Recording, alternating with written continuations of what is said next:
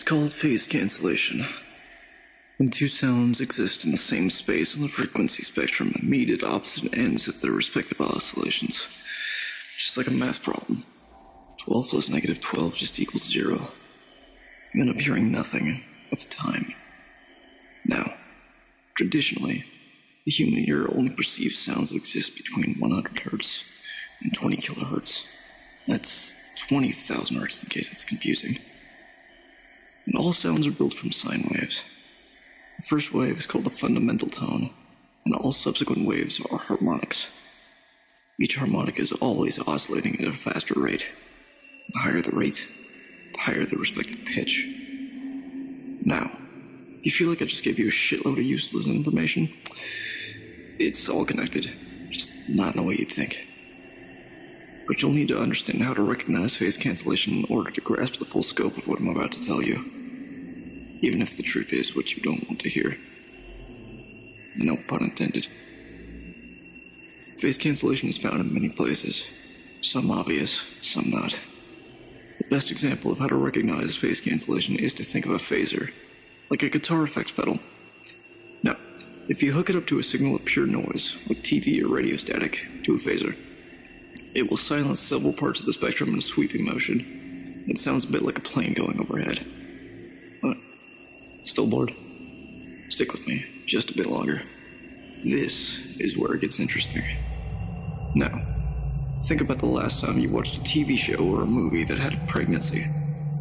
Was it highlighted in a scene where the mother-to-be was having an ultrasound? They call it an ultrasound because ultrasonic waves are outside our normal hearing range. This means that there's sound all around you at any time that you can't hear. Hell, the room you're sitting in right now has sound as well.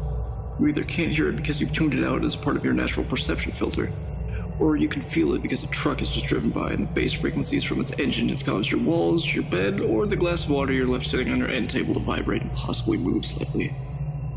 Let's take radios for example. I'm not going to get into the difference between AM and FM radio, but know that those are also fun processes of manipulated sounds and charges. But still, those two types of signals exist in the air constantly, and you still don't hear them until you turn on a device that's designed to receive these different signals and translate them back into the range we can hear. You already probably freak out when you hear a mosquito fly by your ear. Imagine how crazy you'd go constantly hearing noises at exponentially higher pitches around you at all times. To rein it back in a little and get back to my point. What do phase cancellation and the human hearing range have in common? And what do those two things share in common with radios? Would you believe me if I told you that over time, humans have evolved to have a smaller range of hearing because of the harmful mental effects of exposure to ultrasonic sounds? Some scientists have already discovered connections between strong electromagnetic fields and heightened paranoia. Is it such a stretch to believe that sounds could have a different effect? Maybe even less of a stretch when you realize that electricity is also measured in hertz. Think about an electric guitar. The strings vibrate when struck. The pitch is determined by the location of your finger, or lack thereof, on the fretboard, and the string is surrounded in metals which pass over a magnet in the pickup. When this happens, based on all of the factors previously stated, the magnets in the pickup send pulses of varying frequencies through the cable into your amplifier. Your amp then converts the tones into vibrations that modulate the movement of the speaker cap, forcing the air around it to move at respective frequencies, with varying degrees of extra harmonic content depending on your amp settings. Moving back to radios. A device called the Spirit Box has become a popular tool with paranormal investigators. It sweeps through radio frequencies at a predetermined rate in hopes that any spirits or incorporeal entities will be able to influence where the box stops in its sweep. In theory, if such an entity is present, it will be able to manipulate the varied frequency of the spirit box to pick out phonetic sounds, syllables, or words in the surrounding radio broadcast to form sentences and communicate. Now, I'm not here to tell you that ghosts exist. Far from that. I think ghosts would be good news in all honesty. At least with ghosts, you know, at one point they were human.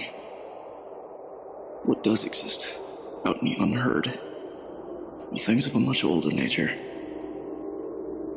Did you know that FM radio broadcasts can't pierce through the atmosphere?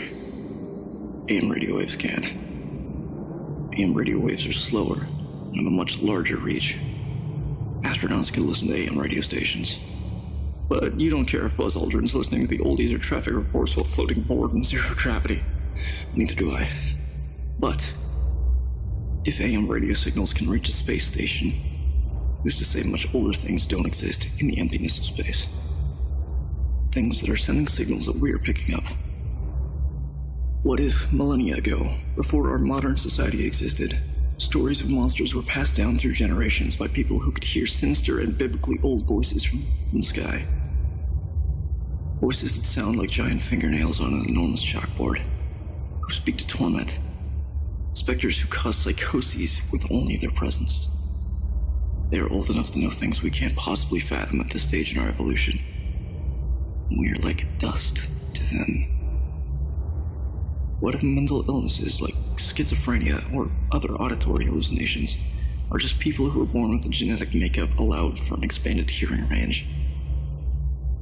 Would it make sense that over time man is hid away from the sky in an attempt to escape their tenacious and eldritch oppressors, and in so, pass down the genes onto their offspring, shrinking the hearing range less and less, save for the few mutations and adaptations brought on by the inherent needs of human nature, now society has shaped and influenced behaviors?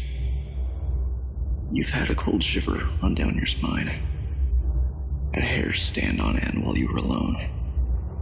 Felt like you were being watched from somewhere when no one was around. It may be nothing. Maybe that you just finished watching a horror movie, or you were reading a scary story and you're on edge from the adrenaline. Or maybe you aren't hearing the message, but you can feel the disruption that comes from the echoes saturated by their tainted breath. I, for one, believe that because of how old these beings are, whether they be alien or demonic, they already know more about us than we do. It's quite possible they choose who they speak to very carefully. They've learned how to speak to us using our own technology. It's possible that because they speak outside of what you and I can hear, that their voices may be picked up by radios.